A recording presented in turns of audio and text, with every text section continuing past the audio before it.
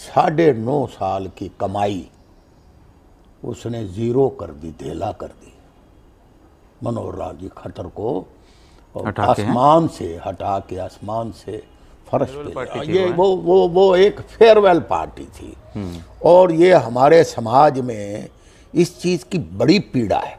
अच्छा, सही बात बताऊं, उदासीनता भी है, पीड़ा भी है, लेकिन रास्ता नज़र नहीं आ रहा। असमंजस की पोजीशन में आया, हटा दिया और इस तरह से हटाया, अनसेरिमोनियल तरीके से हटाया। सुनो, अब ये चोचले हैं, पंजाबी भाषा में कहते हैं ये चोचले हैं, ये झुंझुना है। अरे खट्टर साहब की अभी बड़ी चल रही है, खट्टर साहब की तो तुमने खट्टर साहब की तो जात तार के रख दी, उनको आभास ही नहीं होने दिया, उनको पता ही नहीं था। मेरे को चांस मिले ना, मैं करनाल से विधानसभा का चुनाव सैनी साहब के खिलाफ मैं लड़ने को तैयार हूँ। आप लड़ना चाहते हैं? मैं लड़ने को तैयार हूँ। सुनो, वहाँ मात्र कितने वोट हैं सैनी समाज के? अगर Bharatiya Janata party cast line की ही पॉलिटिक्स करके लोगों को लुभाने का काम कर सकती है कि ये ना हो कहीं ये आक्रोश पंजाबी समाज के अंदर कहीं कोई उग्र रूप ना ले ले, दूसरा रूप ना ले ले, उसके साथ चीफ मिनिस्टर को टैग किया है।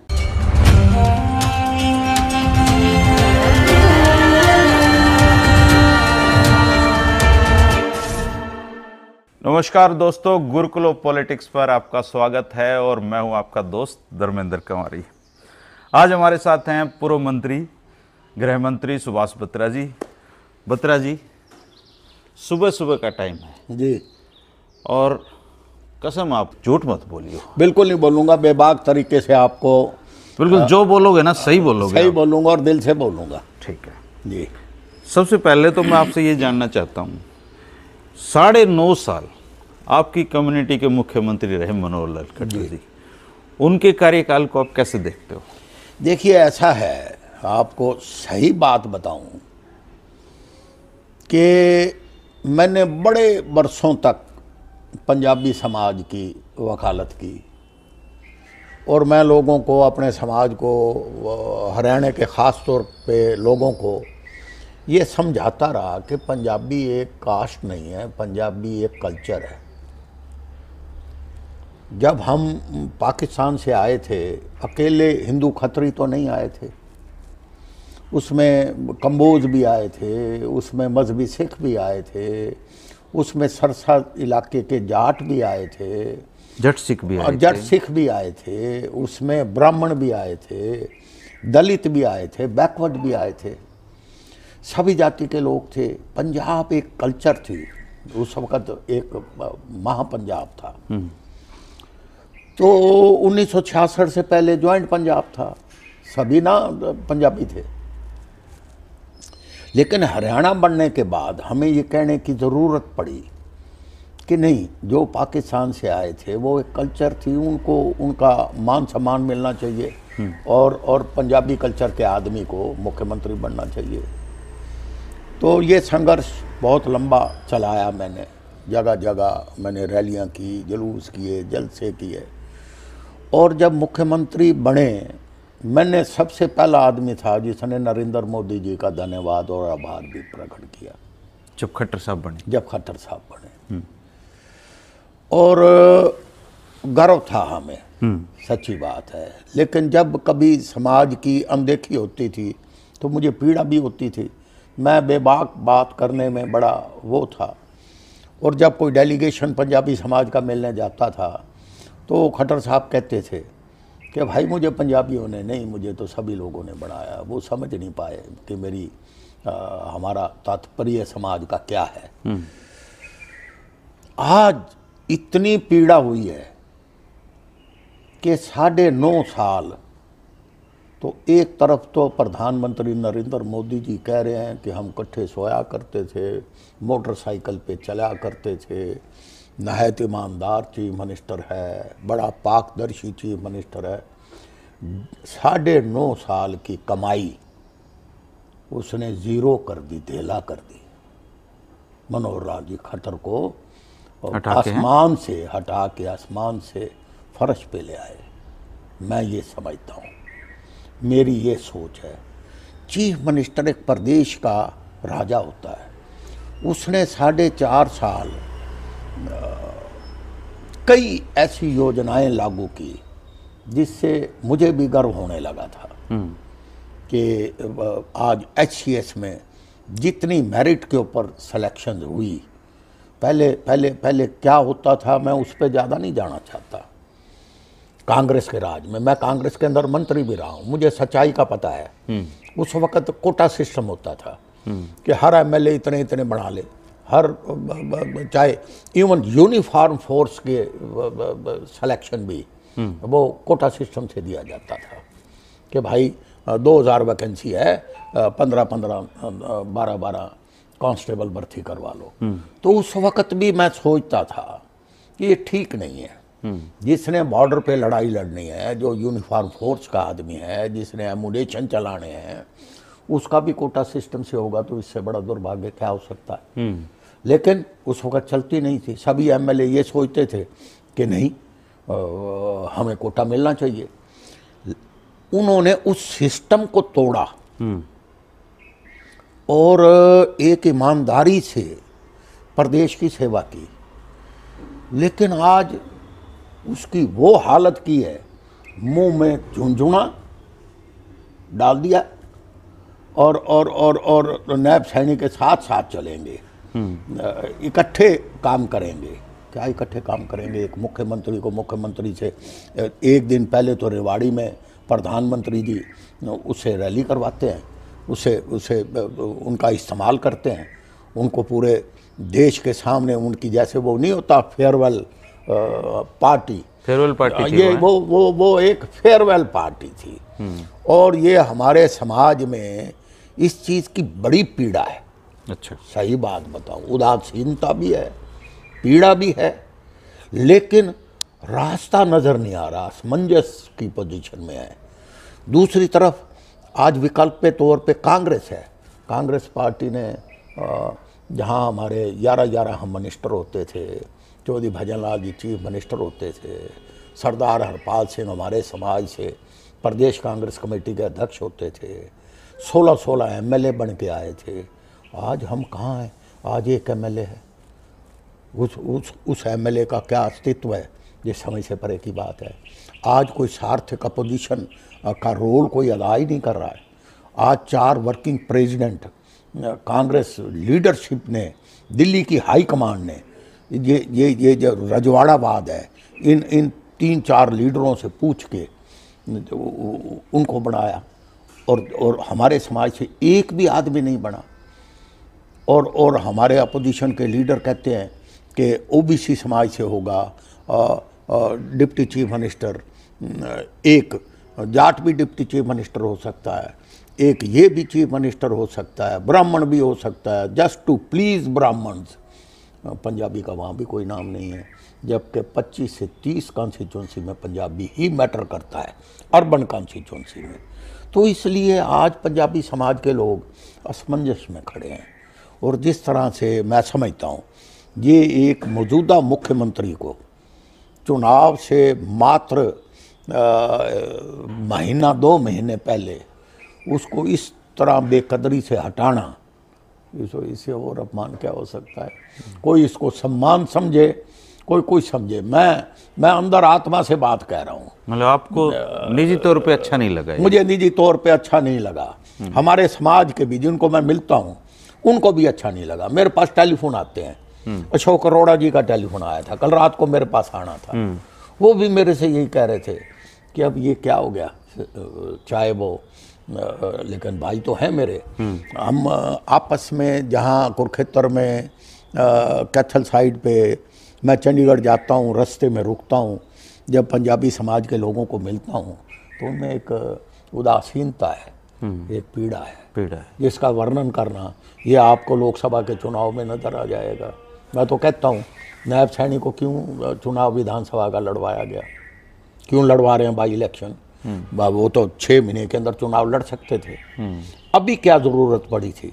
अभी ज़रूरत ये पड़ी थी कि मनोहर लाल जी खट्टर क्योंकि हमारे समाज से हैं और करनाल में हमारे समाज की मेजॉरिटी है, आधे से ज़्यादा वोट पंजाबी समाज के हैं। और पीछे भाटिया साहब भी लीडिंग मार्जिन से मेंबर पार्लियामेंट बन के आए हैं। उससे पहले अश्विनी चोपड़ा जी, अश्विनी मिन्ना जी, पंजाब केसरी के मालक दिल्ली के समूह के बने थे, वो भी 6 लाख से ज़्यादा वोटों से जीत के आए हैं। आज करनाल से लोकसभा का चुनाव लड़ रहे हैं और नायब सैनी जी को साथ लड़वा रहे हैं। कारण कि जो करनाल पार्लियामेंट्री हलके के अंदर जो सैनी वोट बैंक है, 50,000 है, 60,000 है, वो वोट बैंक को लुभाने के लिए और मुख्यमंत्री के जो 7 अधिकारी पैराफर्नेलिया उसका पूर्णतः इस्तेमाल, चीफ मिनिस्टर साथ साथ चले, उनका ओरा बने, उनके अपमान को मान सम्मान में बदला जाए कि कितना हमने इसको ऊंचा कर दिया है।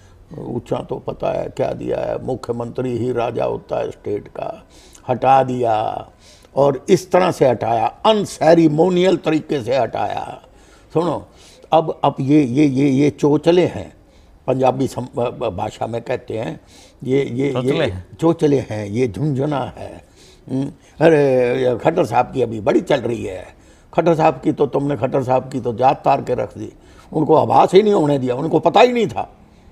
वो तो बड़े प्रसन्न मुद्रा में थे, उनको नहीं पता था कि आपके साथ क्या होने जा रहा है, और वो कर दिया। मुख्यमंत्री होता है। मेरे को चांस मिले ना, मैं करनाल से विधानसभा का चुनाव सैनी साहब के खिलाफ मैं लड़ने को तैयार हूँ। आप लड़ना चाहते हैं? मैं लड़ने को तैयार हूँ। सुनो, वहाँ मात्र कितने वोट हैं सैनी समाज के?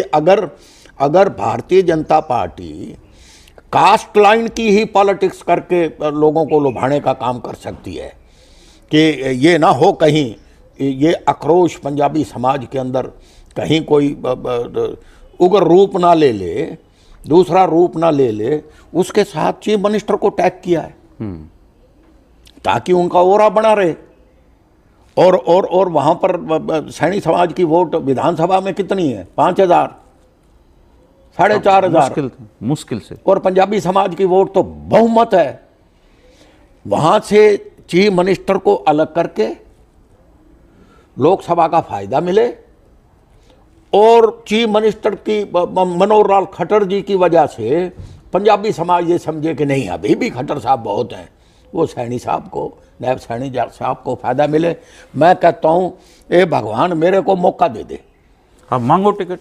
मैं मांगू टिकट, ये पार्टी पे डिपेंड करता है, पार्टी सोई हुई है। आप लड़ना चाहते हो चुनाव करनाल से? मैं करनाल से मुझे टिकट दे, मैं लड़ना चाहता हूँ, मैं लड़ लूंगा। नायब सैनी के खिलाफ लड़ूंगा, चीफ मिनिस्टर मौजूदा के खिलाफ लड़ूंगा, अपने समाज पंजाबी समाज को जागरूक करूंगा कि आपके साथ ये हुआ है, ये मैं करने को तैयार हूँ। अच्छा, करनाल के बहुत सारे पंजाबी तो आपसे जुड़े हुए हैं जी, तो वो क्या कहते हैं? वो मुझे रोज टेलीफोन करते हैं, मुझे रोज सैकड़ों टेलीफोन आ रहे हैं कि आप आओ, आप आओ। मैं तैयार हूँ, लेकिन मेरे बस की काम भीख मांगना नहीं है। मैं 17 साल जिले का प्रधान रहा हूँ, संगठन में बहुत लंबा एक्सपीरियंस है, गृह मंत्री रहा हूँ, चौधरी भजन लाल जी मेरे। ये तो फिर रोमांचक हो जाएगा मुकाबला आपके। रोमांचक पार्टी सोचे तो ना, पार्टी ने 4 वर्किंग प्रेसिडेंट बनाए, एक वर्किंग प्रेसिडेंट पंजाबी समाज से नहीं बनाया, जिसकी वजह से चौधरी भजन लाल ने 11 साल राज किया। पंजाबी मखोटा डाल के 11 साल उन्होंने मुख्यमंत्री पना किया, सेंटर में वजारत चलाई, 11 मंत्री बनाए। सारी जीटी रोड पे पंजाबी समाज के लोग, कभी कहीं सरदार हरपाल सिंह जा रहे हैं, कहीं एसी चौधरी जा रहे हैं, कहीं बलबीर बादशाह जा रहे हैं, कहीं लीला किशन जी जा रहे हैं, कहीं श्यामदास मुखीजा जा रहे हैं, कहीं सुरिंदर मदान जा रहे हैं, कहीं मतलब कि एक जलजला था, कहीं ओम प्रकाश महाजन जा रहे हैं। हमारे आज समाज को बिल्कुल ही साइडलाइन कर रखा है, इनके पास रास्ता नहीं है कोई, कहाँ जाएं तो जाएं कहाँ, दिस इज द पोजीशन। अच्छा, खट्टर साहब चाहे मुख्यमंत्री हट गए हों जी, कह रहे हैं कि अब वो सुपर सीएम है जी, तो सुपर सीएम के कहने से पंजाबी कम्युनिटी भाजपा को फिर से वोट देगी? क्या जिस मनोहर लाल जी खट्टर ने पंजाबी समाज को कभी अपना समाज ही नहीं माना, पंजाबी समाज बंधा हुआ नहीं है, क्यों देगी? कारण क्या है? किस वजह से?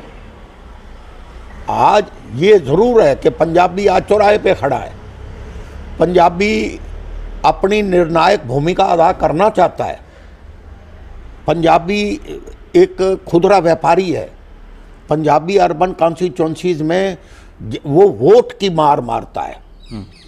अब देखा नहीं आपने चौधरी भूपेंद्र सिंह और दीपेंद्र सिंह, कहाँ 3-3 लाख की लीड हुआ करती थी।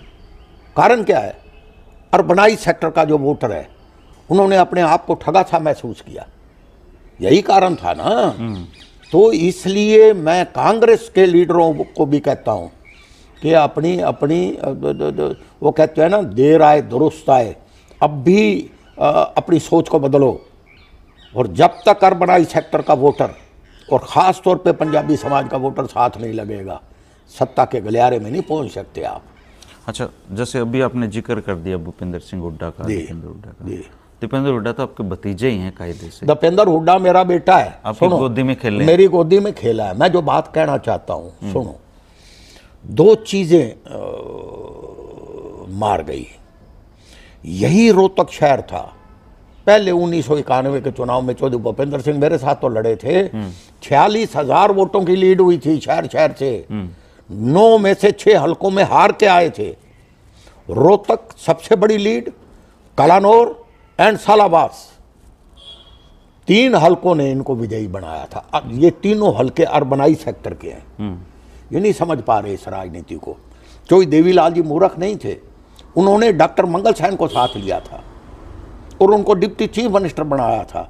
संत लोंगोवाल के इशू के ऊपर 2 बाई इलेक्शन हुए थे, एक मंगल सैन जी ने लड़ा था, एक चौधरी देवीलाल ने मैम से। मंगल सैन जी हार गए। मंगल सैन 1400 वोटों से हारे नहीं थे, हराए गए थे। मैं उस वक्त जिला कांग्रेस कमेटी का प्रधान था, मुझे पता है। मैं स्वर्गीय डॉक्टर मंगल सैन का बड़ा प्रशंसक हूँ, एडमायरर हूँ। वो बहुत बड़े लीडर थे, स्टेट्समैन थे, चौधरी देवीलाल जी के साथी थे। मैं ये कहता हूँ, समाज तो उस वक्त खड़ा था। उस वक्त डॉक्टर मंगल सैन के टाइम के ऊपर भी 12-12 MLA, करनाल से रामलाल, पानीपत से फतेहचंद विज, सोनीपत से देवीदास, सारे MLA चारों तरफ पंजाबी समाज के भी MLA बनते थे। आज क्या ऐसी पोजीशन आई है? कारण क्या? एकदम मुख्यमंत्री तो आपका ही था, एकदम पलटी मारी। कहाँ तो पंजाबी समाज कांग्रेस के साथ खड़ा था, आज बिल्कुल पंजाबी समाज उलट है, बीजेपी के साथ खड़ा है। आज वो स्टेज आई है जब मनोहर लाल जी खट्टर, जिस तरह से इनको हटाया गया है, आज पंजाबी समाज असमंजस, कंफ्यूजन की पोजीशन में खड़ा है। जाएं तो जाएं कहाँ? दिस इज द पोजीशन आई। मतलब अभी झूल रहे हैं पंजाबी, झूल रहे हैं। अच्छा जी, कांग्रेस में शिफ्ट हो सकता है ये, अगर इनको कांग्रेसियों को कोई सद्बुद्धि दे तो। अगर कांग्रेसी ये फील करे लीडरशिप कि पंजाबियों को मान सम्मान देना चाहिए, कैसे देना चाहिए? ऐसे नहीं देना चाहिए जो अपनी ही 4 दीवारी में सीमित लोग हैं, जिनका कोई वकार, जिन्होंने कभी समाज की लड़ाई नहीं लड़ी, उन्हीं को आगे मखोटा बना के दिखाएंगे तो कैसे लगेगा समाज तो अपने लीडरों के साथ चलता है। नहीं, एक तो जैसे अभी जब दीपेंद्र चुनाव लड़ेंगे जी, तो आपको क्या लगता है पंजाबी कम्युनिटी का रुख क्या होगा उनके ऊपर? अभी मैं कुछ नहीं कह सकता, ये इलेक्शन तो आखिरी महीने का होता है जी। लोगों की मेमोरी बड़ी शॉर्ट है, अभी इट इज़ नॉट, लोग अभी डिसाइडिंग फेज में नहीं है। आपके पास तो आएंगे ही वो वोट कि अंकल जी मदद कर दो? आएंगे। अभी तो मैं कांग्रेस में हूँ। मदद करोगे? मैं कांग्रेस में हूँ तो फिर आप समझ सकते हो सारी बातें। और अगर आपको ही चुनाव लड़ना पड़ गया करनाल से चुनाव लड़ना पड़ गया तो मैं चैलेंज और दावे के साथ कह सकता हूँ, मैं इनकी जो ड्यूल पॉलिसी है भारतीय जनता पार्टी को, जो इनका दोहरा चरित्र है, धर्म और जाति के नाम पे ये पूरे प्रदेश के भाईचारे को बांटना चाहते हैं, मैं उसके अंदर बड़ी सार्थक भूमिका अदा करूँगा। अच्छा, एक कंक्लूजन मैं आपसे करवाना चाहता हूँ, क्योंकि आप गृह मंत्री भी रहे हैं जी। खट्टर साहब को कैसा मुख्यमंत्री आप देखते हैं? मतलब जाति समुदाय अलग रख दो आप, 9.5 साल में एक ओवरऑल कैसा काम किया उन्होंने? देखिए, उन्होंने ओवरऑल काम कुछ बहुत ही उसके दूरगामी परिणाम होंगे। उन्होंने कुछ काम अच्छे किए हैं। अच्छे बताओ। एक तो अच्छे काम ये किए हैं कि पहले जो रिक्रूटमेंट होती थी उसमें चाहे देरी हुई, लेकिन रिक्रूटमेंट के अंदर उन्होंने पारदर्शिता दिखाई। ठीक है। और नंबर 1। नंबर 2, उन्होंने अपनी तरफ से अब कोई नीचे सिस्टम जहाँ इतने साल पुराना ख़राब रहा हो, उन्होंने अपनी तरफ से करप्शन को भी दूर करने का भरसक प्रयत्न किया और शत्रुजीत कपूर जैसे बेहतर और ईमानदार छवि के आदमी को डीजीपी पुलिस बनाया। और मैं समझता हूँ कि उनके कई काम जो पहले ट्रांसफ़र के ऊपर मारो मारी होया करती थी, 5 साल तो ट्रांसफर में निकला करते थे, थैला भर के ले जाया करते थे, और ये इधर से उधर भ्रष्टाचार की नींव ट्रांसफ़र के ऊपर रखी जाती थी। और ट्रांसफ़र और सिलेक्शन, रिक्रूटमेंट, ये बड़े मुद्दे हैं। इसके ऊपर मैं समझता हूँ मुख्यमंत्री ने प्रयास किया। अच्छा, बुरा क्या काम खट्टर जी ने, हाँ जी, नेगेटिव पॉइंट ये किया कि जो उनके नीचे भ्रष्टाचार पनपता रहा, उनके ऊपर अंकुश रखने में नाकामयाब रहे, उनको कंट्रोल करने में नाकामयाब रहे। कहीं ना कहीं गाए बगाए, जैसे संदीप सिंह स्पोर्ट्स मिनिस्टर का प्रश्न हुआ, जिद बांध के खड़े हो गए कि नहीं हटेगा ना, गलत है। ये एक लोकतंत्र के खिलाफ है। इसी तरह से और एलिगेशंस कई मंत्रियों के खिलाफ लगे, लेकिन उन्होंने विधानसभा में क्लीन चिट ऐसे दी जैसे कि एक तानाशाह देता है। कुछ ऐसे काम भी हैं, कई चीज़ें। अच्छा, अभी 2 अपडेट हुए हैं। एक तो मुख्यमंत्री मनोहर लाल तो हटे, दुष्यंत भी चला गया। तो आप तो उनको कंपेयर ना करो। सुनो, वो तो एक लोगों से, प्रजातंत्र में इन चीज़ों को कोई अच्छा नहीं मानता। आप इतने कड़े शब्दों में विरोध करो भारतीय जनता पार्टी का, और दूसरे ही पल उनके साथ डबल इंजन की सरकार चलाओ और भ्रष्टाचार और लूट की मंडी चले। आज अकेला बेशक एमएलए है चौधरी अभय सिंह चौटाला, लेकिन जो विधानसभा के अंदर जो बोलते हैं उनको लोग अप्रिशिएट करते हैं, उनकी वर्किंग को अच्छा समझते हैं।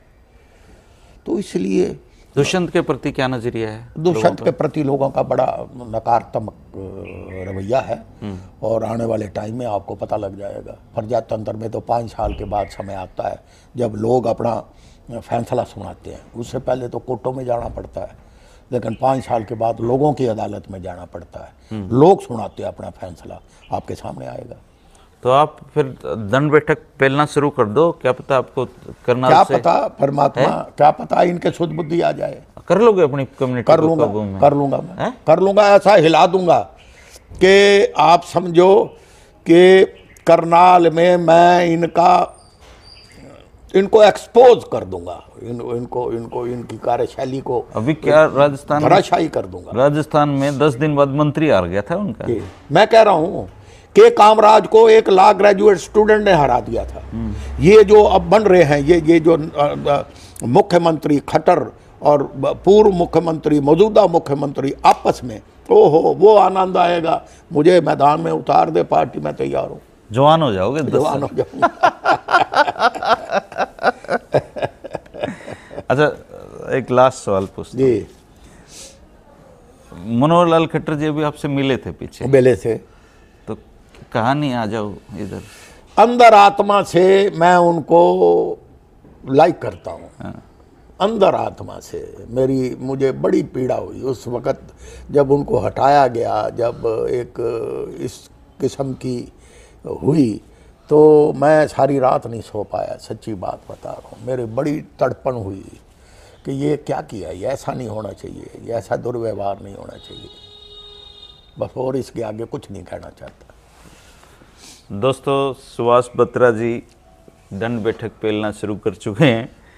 और करनाल से वास्तव में अगर पंजाबी कम्युनिटी का उम्मीदवार कांग्रेस पार्टी से उतरे और बत्रा साहब जैसी शख्सियत का आदमी उतरेगा, मुकाबला तो रोचक बनेगा, इसमें कोई दरार नहीं। Thank you. देखते हैं राजनीति कैसी करवट लेती है। सुबह सुबह का टाइम था तो मैंने सोचा आज बत्रा जी से बातें करते हैं, और अक्सर हम इनसे बातें करते हैं, बड़े मजेदार शख्सियत है। आप जरूर इनके ऊपर कमेंट करके बताना बत्रा साहब का सोचना ठीक है या बत्रा साहब को पंगा नहीं लेना चाहिए करनाल से। नमस्कार। Thank you.